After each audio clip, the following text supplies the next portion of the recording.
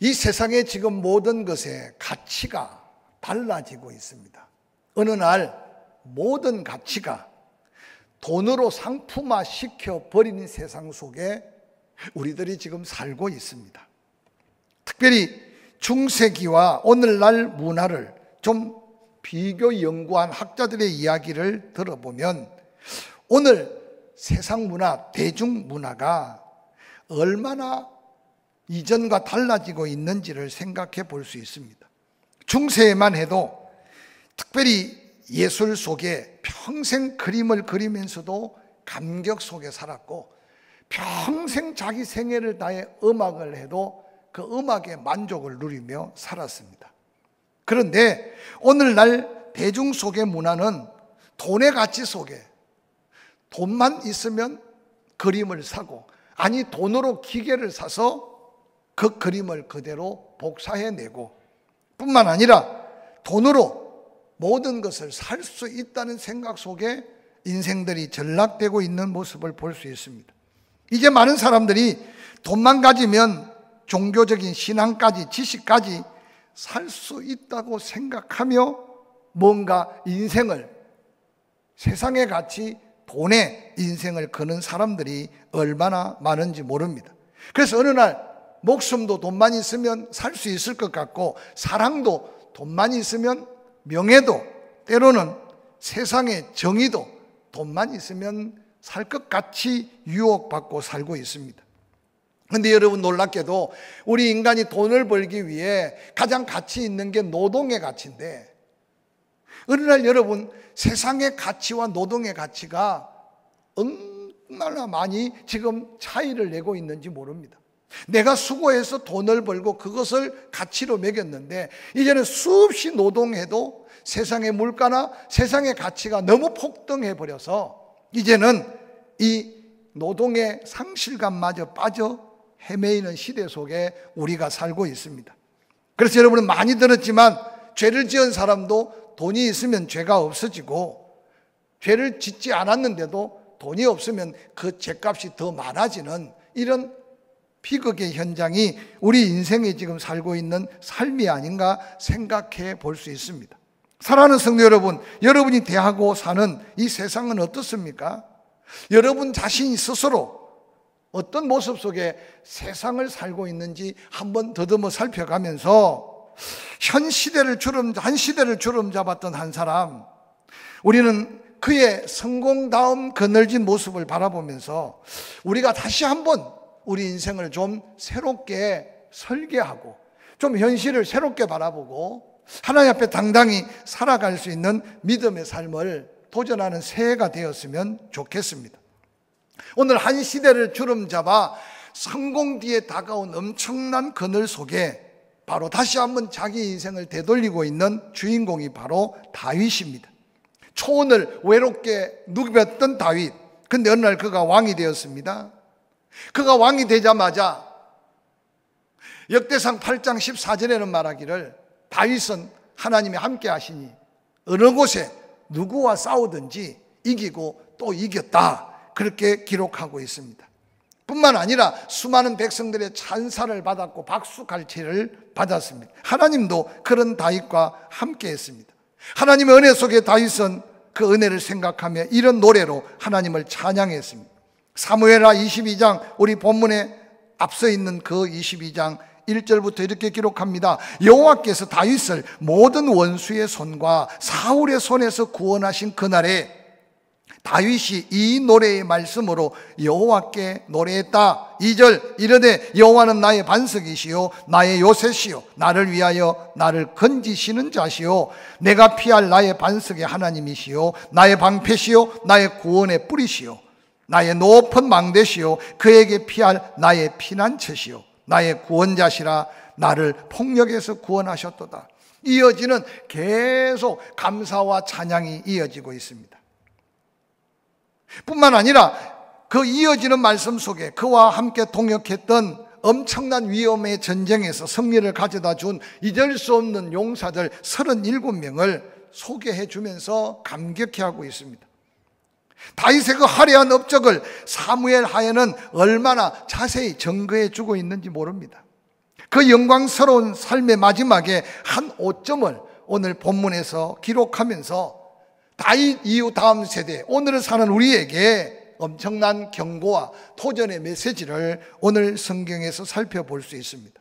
너무나 아쉬운 옥의 티와 같은 다윗의 승승장구, 영화로운 삶의 흔적 속에 남겨진 그 오점 속에 하나님은 또 다른 메시지를 남기고 있는데, 저는 그 메시지가 오늘을 사는 우리 이민족을 향한, 아니 이민족 속해 있는 교회들을 향한 하나님의 음성으로 듣기를 이 아침 간절히 소원해 봅니다.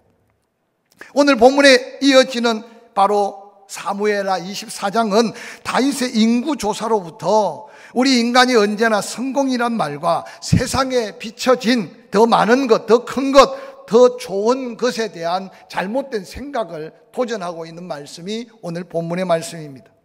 대부분 사람들은 세상적인 관점으로 좋은 것, 많은 것, 또한 풍성한 것, 그래서 어떤 성공의 개념을 세상의 가치로 두고 생각합니다.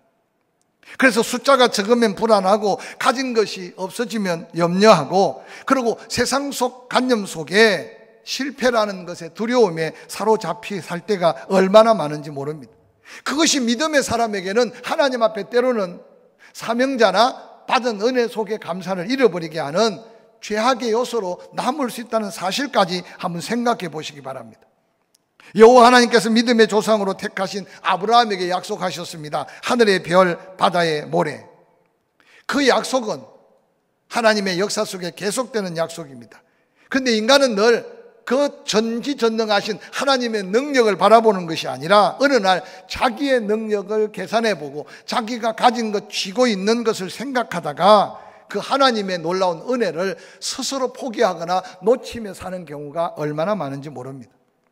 오늘 함께 읽었던 본문은 다윗 왕이 인구조사를 하게 된 역사적인 배경을 사무엘하 24장 1절은 이렇게 증거하고 있습니다.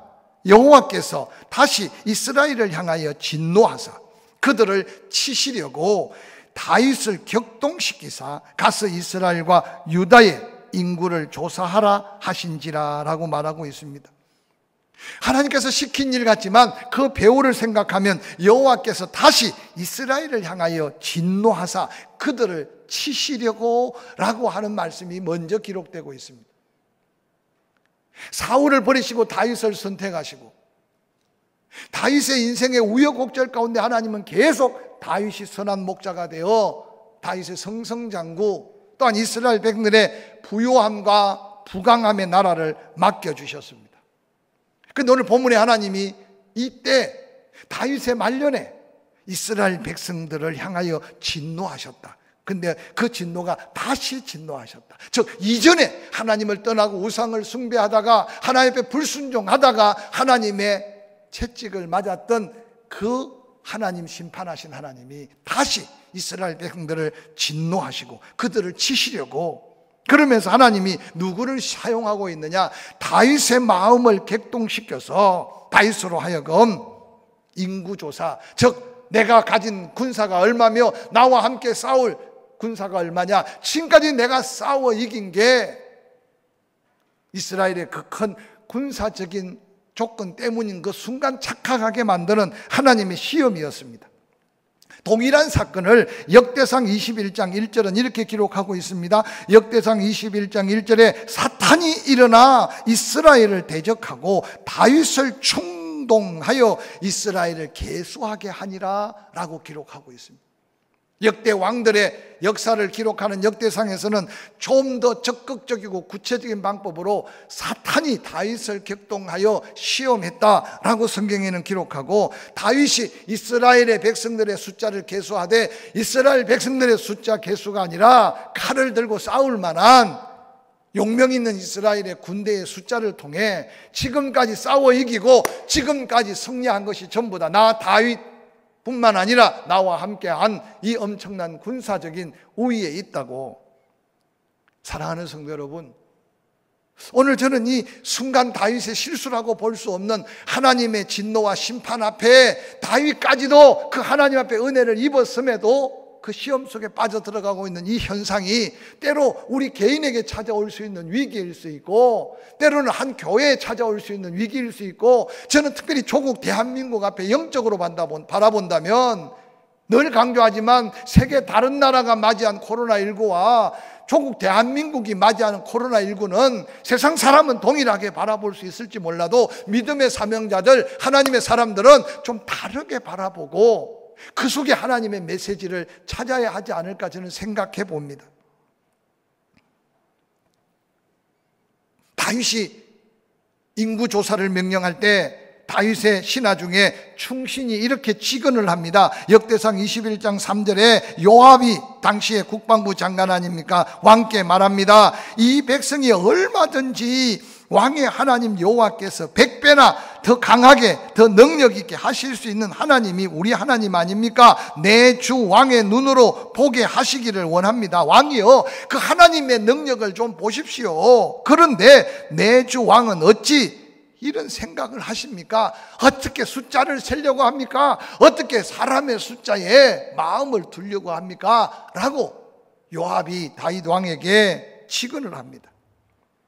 그러나 안타깝게도 다윗 왕은 요압의 충직한 직언의 말을 듣지 못하고 더 강력하게, 그래서 9개월 20일 동안에 요단 동편뿐만 아니라 저 북쪽 두로에서부터 저 유다 남쪽 브엘세바까지, 그러고는 인구조사를 하고 있는 내용을 본문은 담고 있습니다. 저명한 미국의 사상가이며 기독교 문학가인 C.A. 루이스는 이런 말을 남겼습니다. 천국을 지향하면 세상을 덤으로 얻을 것이다. 그러나 세상을 지향하면 둘 다 잃어버릴 것이다 라고 하는 한 줄 명언을 남겼어요. 좀 더 쉽게 말하면 하늘에 소망을 두고 하나님의 기쁨이 되고 천국에 대한 놀라운 환상 속에 사는 사람은 이 세상이 또한 작은 하나님의 나라로 이 세상을 주의 복으로 덧누리고 살게 될 것이라는 거예요. 그러나 세상에 빠져서 세상의 가치관 속에 자기 인생을 거기 투자하면 세상도 잃어버릴 거고 천국은 더더욱 잃어버리게 될 것이라는 이 권면의 메시지가 오늘 세상의 가치관 속에 살아가는 우리들을 향해서 어떤 음성으로 들리는지 여러분 자신의 인생 철학을, 삶의 의미를 한번 되살려 보시기를 주의 이름으로 간절히 축원합니다. 우리는 세상이 아니라 천국을 지향하고 살아야 합니다. 미련한 사람들은 둘 다 얻으려고 욕심을 부리나 성경은 분명히 한 사람이 두 주인을 섬길 수 없다고 말한 예수 그리스도의 말씀을 다시 기억하게 합니다. 두 주인을 섬기면 두 주인에게 배말을 당한다는 거죠. 한쪽을 선택하는 것이 현명한데 여러분은 다시 한번 여러분의 남은 생애를 어디에 목표를 두고 어디에 기준을 삼아 살기를 원하는지 생각해 보시기 바랍니다. 악인들이 성도들을 미워하는 것은 성도들의 약점 때문이 아니라 성도들의 거룩함 때문입니다. 우리가 구별되어 사는 것은 바로 악인들도 싫어합니다. 다윗의 뒤늦은 후회를 사무엘하 24장 10절은 이렇게 기록합니다. 다윗이 그 기간 숫자를 계산하고 그 숫자 계산된 보고를 받을 때 하나님이 뒤늦게 사랑하는 다윗의 마음을 감동한 것 같아요. 다윗이 백성을 조사한 후에 그의 마음에 자책하고 다윗이 여호와께 아뢰되 내가 이 일을 행함으로 큰 죄를 범하였나이다. 여호와야 이제 간구하옵나니 종의 죄를 사하여 주옵소서. 내가 심히 미련하게 행하였나이다 하니라라고 말합니다. 하나님이 격동하는 마음, 시험거리를 주셨을 때 다윗은 기도하지 않았던 것 같아요. 하나님이 왜 백성을 계수할 마음을 주셨는지 생각해 보지 않았는 것 같아요. 여러분의 세상을 살면서 쉬지 않고 기도한다는 말 가운데 내가 옳은 것 같고 바른 것 같지만, 옳은 것 같고 바른 것 같고 쉬운 일 같을지라도 때로는 우리가 기도하는 순서나 기도하는 기회를 놓치지 않을 때 우리는 똑같은 일을 하면서도 하나님의 마음을 헤아리고 똑같은 일을 하면서도 하나님의 영광이 될 수 있는 하나님의 뜻이 있고 하나님의 길이 있는 것을 발견하는 자가 지혜로운 믿음의 성도라는 사실을 다시 한번 기억하시기를 주의 이름으로 간절히 축원합니다. 뒤늦은 후에 조사를 한 후에 그의 마음에 자책하고 다윗이 여호와께 종이 죄를 지었습니다. 죄를 사하여 주옵소서. 근데 오늘 본문에는요, 하나님은 자비롭고 긍휼이 많으신 하나님이지만 다윗 한 사람이 문제가 아니었던 것 같아요. 지도자의 마음이 해이해지고 지도자의 마음이 안일해지고 지도자의 마음이 교만해질 때 놀랍게도 성성장구 이기고 또 이기는 다윗의 군대들도 동일하게 안일해지고 동일하게 교만해지고 동일하게 하나님의 은혜가 아니라 자신들의 힘과 능력으로 지금까지 되어진 줄 생각했기에 하나님은 택한 백성들을 그냥 두실 수가 없어서 그 백성을 진노하고 그 백성을 징계하신 하나님의 역사를 바라보시기를 바랍니다. 여호와 하나님의 은혜로 살아왔던, 조금 전까지 하나님의 은혜입니다, 감사와 영광을 돌리면서 그 영광을 돌렸던 다윗, 한순간 교만한 마음이 충신의 직원도 무시하고 숫자를 세고 나니 그때서야 다윗의 마음속에 아하, 이게 아니구나. 사무엘하 24장 9절은 이렇게 기록합니다. 왕이 그렇게도 보고 싶고 듣고 싶어 했던 숫자 노름 요압이 백성의 수를 왕께 보고합니다. 이스라엘에서 칼을 빼는 담대한 자가 80만입니다. 유다 사람이 50만 명입니다. 저는 요압이 이 보고를 하면서 왕이여, 속이 시원합니까? 왕이여, 당신의 기대에 찹니까? 오늘 우리가 끊임없이 인간적인 생각으로 계산하고 인간적인 방법으로 무언가를 도전하고, 그런데 감격이 없고 감사가 없고 만족이 없을 때 조심하시기 바랍니다. 우리는 어차피 하나님의 은혜로 살아야 될 하나님 백성 성도라면 끊임없이 세상 가치와 하나님의 놀라운 뜻 앞에서 믿음의 도전이 없다면 우리는 더한 하나님의 은혜, 더한 하나님의 은혜를 떠나서 받은 은혜에 대한 하나님의 계산, 분명한 하나님의 진노하심이 따른다는 사실을 잊지 않으시기를 주의 이름으로 간절히 축원합니다. 어리석게 회개하는데도 하나님은 십자가의 은혜가 없는 시대에서 그런 것도 있지만 그 백성을 깨우치고 돌이키기 위해서 징계하신 하나님을 성경에는 소개합니다. 오늘 이 땅에 많은 그리스도인들이 심판하시는 하나님, 징계하시는 하나님, 헤아리고 판단하고 계산하시는 하나님을 너무 쉽게 잊어버려요. 그래서 저는 새해 들어 계속 강조하고 싶은 게, 바쁠수록 예배 시간을 도적질하지 않기를 주의 이름으로 간절히 축원합니다. 아멘 좀 크게 하세요. 할렐루야. 예배를 예배답게 좀 드렸으면 좋겠어요. 교회 일이 우선이 아니에요. 교회 봉사가 우선이 아니에요. 세상의 그 어떤 일도 우선이 아니에요. 한 주간을 부지런하게 살면서 하나님 안식하라고 하시면서 하나님을 만나 더한 은혜를 주실 주일에 목숨을 걸어야 할 거룩한 믿음을 이 난세에 다시 한번 무장하고 하나님 앞에 설 수 있기를 주의 이름으로 간절히 축원합니다. 하늘 곳간이 비어서가 아니에요. 이 어려울 때, 어려운 중에 하나님의 것을 구별할 수 있는 믿음을 시험해 보시는 하나님 앞에 좀 더 당당하게 믿음으로 설 수 있기를 주의 이름으로 간절히 축원합니다. 그래서 11조 예물을 드릴 때마다 지난 해와 다르게, 그 지난 세월에 풍성할 때와 다르게 하나님 모자란 중에 구별했습니다. 어려운 중에 드립니다. 하나님 아시지 않습니까? 하나님 약속한 말라기 선지자를 통해 말씀하신 약속을 채워주심을 믿습니다. 그래서 만나의 기적에 감격이 넘치는 여러분의 삶이 되기를 주의 이름으로 간절히 축원합니다. 저는 더 도전합니다. 이럴 때가 전도할 때라고 말하지만 여러분 마음에 큰 감동이 없을 것 같아요. 그러나 계속 외칩니다. 지금 이때가 복음 전할 때예요. 이웃이 거리감을 둘지라도 우리는 다가가야 돼요. 이웃이 손 내밀지 않지만 우리는 정말 손 소독제를 발라가면서 손을 내밀어야 돼요. 어떻든 이웃을 더 가까이 섬겨가시길 바랍니다. 반드시 전해지는 복음은 살리고 고치고 구원하는 하나님의 역사로 나타날 줄로 저는 확실히 믿습니다. 우리가 힘든 만큼 선교지가 엄청난 지금 영적 전쟁터입니다.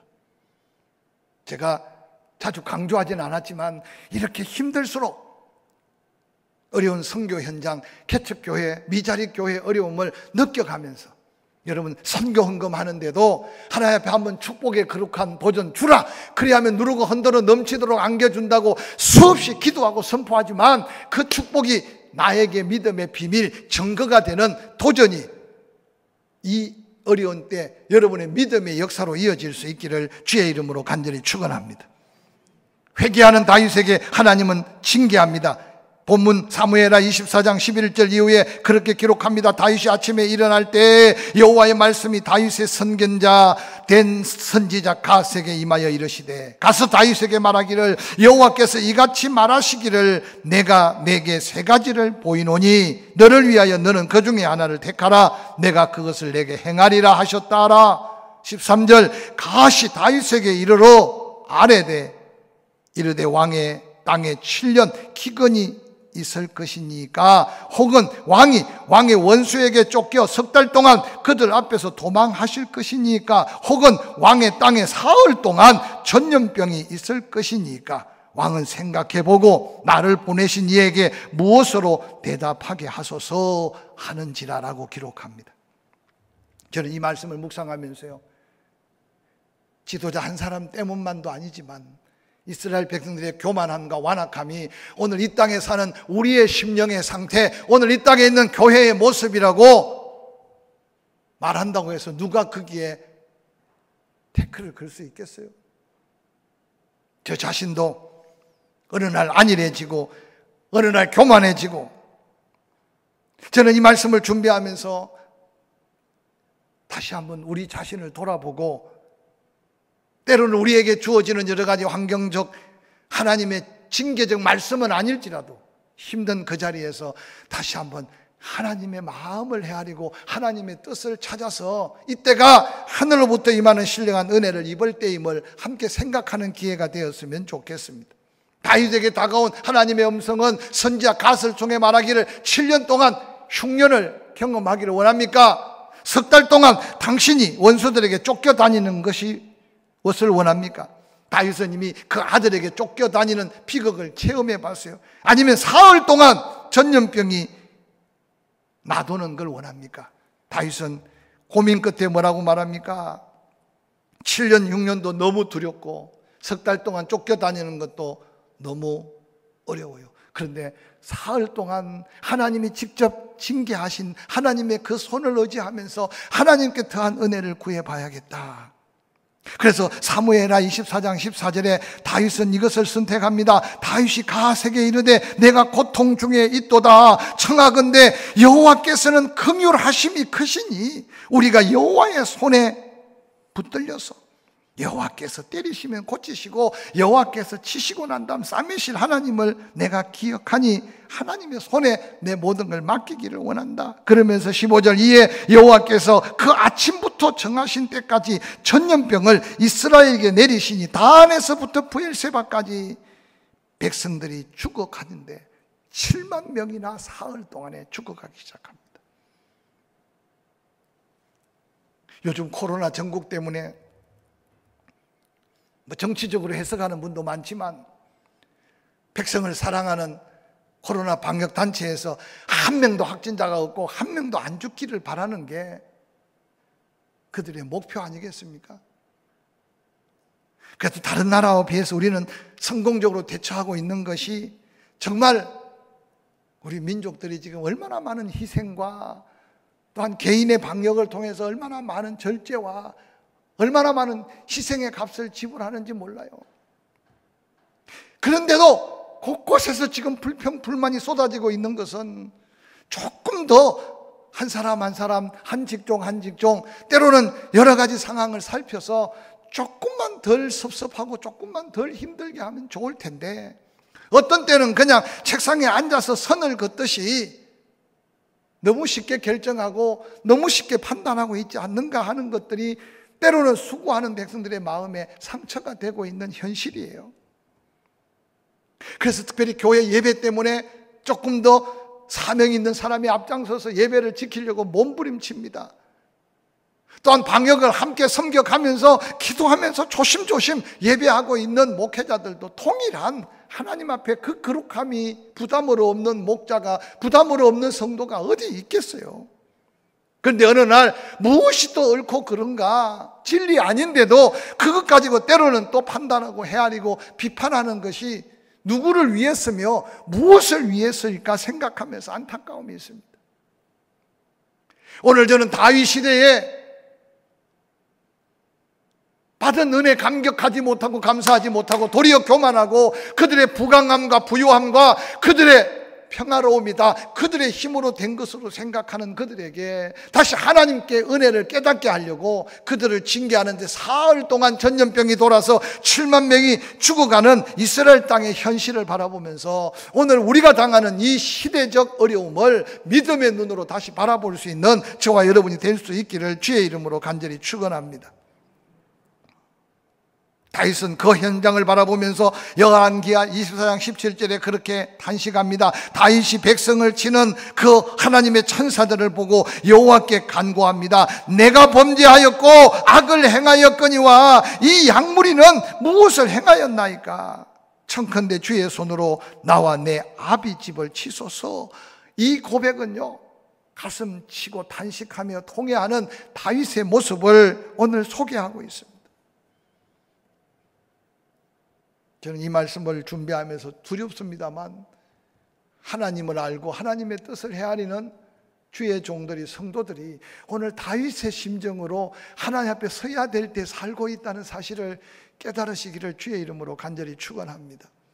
개인적으로 한 끼라도 금식해 보시고, 나라 걱정이 안 된다면 자식 걱정, 나라 걱정이 안 된다면 교회의 약한 성도들을 좀 생각해 가면서 오늘 다윗의 이 위기 속에 기도하기 전에 우리는 이런 시대적 위기 앞에서 다시 한번 하나님 앞에 겸허히 서는 우리의 영적인 모습을 다시 한번 기억하는 저와 여러분이 될 수 있기를 주의 이름으로 간절히 축원합니다. 성폭행을 당해서 임신한 소녀 리젤이라는 소녀 이야기입니다. 그는 신앙 양식상 낙태를 할 수 없어서 딸을 낳았습니다. 키울 수가 없어서 입양을 시켰습니다. 그리고 상처 입은 마음으로 신학을 공부해서 리젤이 목사가 되었습니다. 26년이라는 세월이 지난 어느 날 여러 경로를 찾아서 입양된 그 딸이 생모의 소재를 파악해서 드디어 자기의 친모 생모에게 전화 한 통을 하게 되었습니다. 딸은 자신이 성폭행 당한 엄마로부터 불행한 아이로 태어난 것을 양부모로부터 전해 들었다고 말하면서, 그리고 그는 말합니다. 훌륭한 양부모를 만났어요. 대학을 졸업하고 좋은 남자와 만나 결혼도 하고 딸도 낳았어요. 내가 딸을 키워보니 엄마 생각이 났어요. 감사해요. 그런데 이 리젤 목사는 딸의 소식이 전혀 기쁘지 않았답니다. 26년 전 자신을 성폭행한 그 남자가 생각났기 때문입니다. 딸은 울먹이면서 엄마, 그 어려운 상황에서도 낙태시키지 않은 거 감사해요. 내가 믿음으로 예수 그리스도를 영접했는데 어머니도 꼭 그 예수 믿고 구원 받으라고 전화했어요. 딸은 그 엄마가 신학을 공부하고 목사가 된 줄 몰랐기 때문에. 이 리젤 목사는 그 딸이 복음 전하는 그 마음을 헤아리고 그 순간 자기는 목사가 되어서도 원한 맺힌 마음을 풀지 못했는데 딸은 버림받았어도 예수 안에서 그 엄마를 용서할 뿐만 아니라 감사하다고 고백하는 그 말로 한순간 정오가 녹아내렸다고 그는 고백하고 있습니다. 사랑하는 성도 여러분, 이 팍팍하고 힘든 세상, 여러분 마음을 더 닫고 살지 마시고, 실수할 수 있고 넘어질 수 있고 실패할 수 있어요. 오늘 다윗이 외치는 이 고백이 우리의 고백이어야 하고, 저 어린 양들이 무슨 죄가 있습니까? 나 때문에, 나의 아버지 때문에 차라리 나를 징계해 달라고 외치는 통회가 필요한 시대 속에 우리가 살고 있다는 사실을 다시 한번 기억해 가면서, 사랑하는 성도 여러분, 절망 가운데 통회하고 울부짖는 다윗을 향해 하나님의 메시지가 들려옵니다. 오늘 읽었던 본문, 이날에 가시 다윗에게 이르러 그에게 이르되 올라가서 여부스의 사람 아나우나의 타작마당에서 여호와를 위하여 제단을 쌓으소서 하매 다윗이 여호와께서 명령하신 바 갓의 말대로 올라갑니다. 올라가니 아라우나가 왕이 오는 걸 보고 얼마나 두렵고 떨림으로 엎드려 경배합니다. 그러고 말합니다. 예배한다고 하니 내 집에 땅을 서십시오. 내 집에 소도 제물로 드리십시오. 거기에 있는 모든 기구들을 불살라서 번제를 드리십시오. 이전 같으면 다윗의 교만한 모습 속에 그래 내가 왕이니 그래 내 맘대로 할 수 있어. 그러나 다윗이 통회한 다윗은 달랐어요. 값을 주고 땅을 삽니다. 그러고 하나님 앞에 예배 드리고 있는 모습을 성경은 소개하고 있습니다. 놀랍게도 아리우나의 타작마당은 여호와 일회의 장소였습니다. 놀랍게도 그곳에 독자 이삭을 바쳤던 모리아 산이었고 또한 그곳이 장차 솔로몬을 통해 성전이 세워지게 될 곳이었다는 사실을 역대하 2장 1절 2절은 그렇게 소개합니다. 솔로몬이 예루살렘 모리아 산 여호와의 전 건축하기를 시작하니 그곳은 전에 여호와께서 그의 아버지 다윗에게 나타나신 곳이요 여부스의 사람 오르난의 타작마당에 다윗이 정한 곳이라. 솔로몬이 왕위에 오른 지 넷째 해 둘째 달 둘째 날 건축을 시작하게 되었다고 기록하고 있습니다. 하나님의 역사는 우연의 역사가 없음을 기억하시기 바랍니다. 강단에서 예배를 강조한다고 1시간 더 참석하고 강단에서 소리친다고 해서 여러분이 몇 푼 더 헌금하고가 아니라 혹이라도 이 민족을 깨우고 계신 하나님의 역사 속에 혹이라도 나를 통해 선교하는 일에 혹이라도 우리를 통해 전도하는 일에 혹이라도 우리 교회를 통해 잃어버린 영혼을 찾으시려고 한다면 우리는 좀 더 도전하고 일어나야 되지 않겠습니까? 다윗이 그 위기 속에 7만 명이 죽어가는 그 현장을 바라보며 통에 넘어 탄식하며 하나님 앞에 회개하고 있을 때 하나님은 다윗에게 도전한 믿음이 뭡니까? 아리우나의 타작마당으로 올라가서 그곳에서 하나님 앞에 제단을 쌓으라는 거예요. 여러분 새벽에 잠시 일어난 그 시간이 그 장소가 되고 주일날 힘들고 어렵게 시간을 구별하고 물질을 구별하여 드리는 주일의 귀한 예배가 오늘 다윗이 다시 일어날 수 있었던 아니 재앙이 그치고 하나님의 놀라운 은혜와 위로가 넘쳤던 그 장소가 될 수 있기 위해 우리의 삶을 다시 한번 재조정해서 기다리는 하나님 앞에 당당히 서는 저와 여러분이 될 수 있기를 주의 이름으로 간절히 축원합니다. 위대한 설교자 무디에게 어떤 사람이 찾아와 물었습니다. 선생님, 저는 지금 회개하였습니다. 그러나 이 세상을 온전히 버리지 않으면 안 되겠지요? 아니요, 버리지 않아도 좋습니다. 무디가 그렇게 말합니다. 무디 목사님의 대답을 들은 그 사람은 속으로 놀랍니다. 세상을 다 버리라고 할 줄 알았는데 세상을 버리지 말라는 거예요. 걱정스러운 듯이 다시 묻습니다. 정말 내가 예수 믿고 구원받았는데 세상을 버리지 않아도 됩니까? 무디 목사님은 웃으면서 그렇게 말했답니다. 그래서 당신이 만약 담대하게 예수 그리스도를 하나님의 아들이라고 증거만 한다면 당신이 안 버려도 세상 사람들이 당신을 버리고 당신을 배척할 겁니다. 왜냐하면 이 세상은 예수 믿고 구원받아 온전하게 변화된 사람을 그냥 버려두지 않기 때문입니다 라고 말했다고 합니다. 사랑하는 성도 여러분, 무엇이 두렵습니까? 무엇이 염려스럽습니까? 끊임없이 외칩니다. 코로나19는 두려워할 대상이 아니고 조심하며 하나님 은혜 앞에 다가갈 수 있는 또한 조건이 되고 혹이라도 이 민족 속에 하나님이 마지막 땅끝까지 복음 전할 사명을 일깨우는 하나님의 섭리가 있다면 우리가 먼저 깨어있고 우리 교회가 먼저 조금 더 몸부림칠 때 포항이 또한 이도성을 통해 이 민족에게 새로운 하나님의 역사를 이루어갈 기다리시는 하나님 앞에서는 사명이 있는 저와 여러분이 될 수 있기를 주의 이름으로 간절히 축원합니다.